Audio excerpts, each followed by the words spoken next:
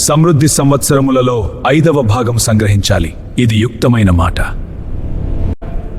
నీవలె వివేకవంతుడు లేడు. ఐగుప్తు దేశమంతటిపై నిన్ను నియమించితిని.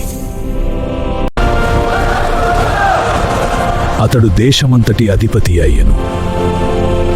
7 సంవత్సరములు భూమి విరివిగా పండెను. యోసేపు సముద్రపు ఇసుకవలె ధాన్యము పోగు చేసెను. దేవుడు నా బాధను మర్చించెను. ఈయన మనష్షే, ఈయన ఎఫ్రాయిము కారు. కరువు దేశమంతట వ్యాపించెను. యోసేపు దగ్గరకు వెళ్ళుడి. సమస్త దేశములు ధాన్యము కొనుటకు వచ్చిరి.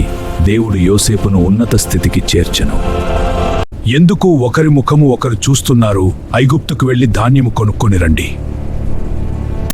బెన్యామీను ఇంటిలోనే ఉండెను. కరువు కనాను దేశములో భారముగా ఉండెను. యోసేపు వారిని గుర్తుపట్టెను. మీరెక్కడి నుండి వచ్చితిరి? కనాను దేశం నుండి ఆహారం పట్టు వచ్చి. మీరు వేగులవారు. లేదు ప్రభువా, మేము యథార్థులమే. మేము 12 మంది సహోదరులము, ఒకడు లేడు. కనిష్ఠుడు తండ్రి యొద్ద ఉన్నాడు. నేను చెప్పినట్టు మీరు వేగులవారే.